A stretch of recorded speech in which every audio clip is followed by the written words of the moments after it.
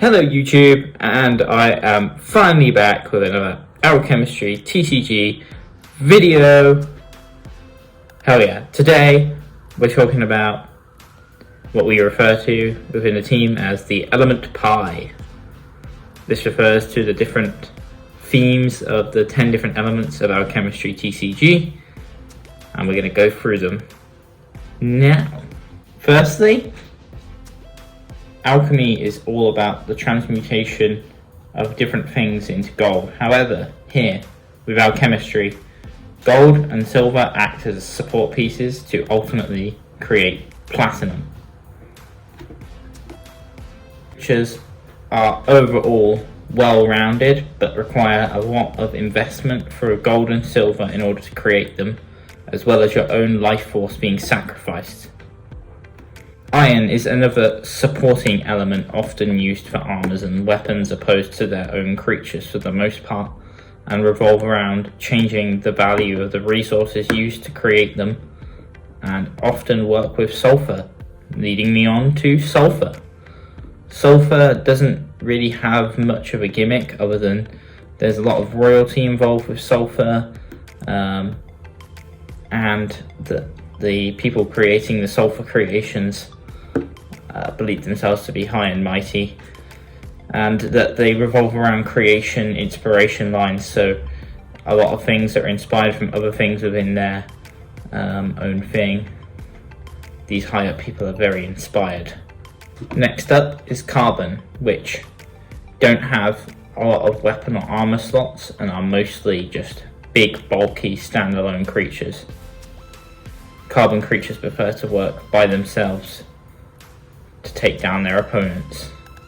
All about messing with your opponent, their hand, their field, their abilities, milling, messing with the lab, the ground.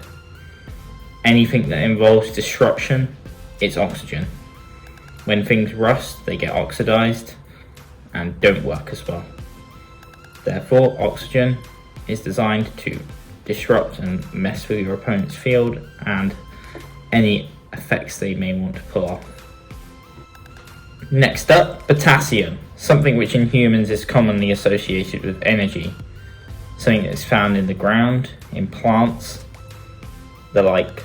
Potassium uses their resources to charge up big attacks with big weapons, utilizing sometimes even their own creatures to help charge up a big attack. Potassium doesn't want to take you down in little hits, potassium wants to one-shot you. Silicon, an element commonly used in computing products and transistors. It is there purely to work with its team and coordinate attacks, often requiring certain lineups on the field in order to perform the best. They feed off each other. Last but not least is hydrogen, an element which is the smallest one on the periodic table, often being fused in the cores of stars, continually getting hotter and hotter. The aim of this element: take small creatures, fuse them to make bigger ones.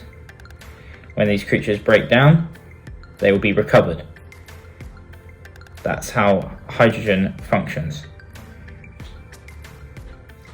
It is the element pi of Alchemistry TCG. Now tell me what you think. Which is the best element? Of course, some of them have certain overlap, and some may seem like they do the same thing. However, they may have the same objective, but they will achieve it in a different way. Whereas potassium is willing to sacrifice its own to charge up massive creatures. Instead, hydrogen puts them together to make a big colossus. Which element will you be using? Let me know in the comments. And I'm going to be trying to subscribe more regularly. I'm going to be trying to make more videos for this game. I really want to promote it and push it and get people in the homemade TCG community and beyond to know about this game. So again, let us know in the comments what you think. Go back and watch some of the videos. They're not particularly great quality, but we need the support to try and grow this game. So if it interests you, like, subscribe, comment, all that fun stuff that helps the algorithm. And I'll see you next time.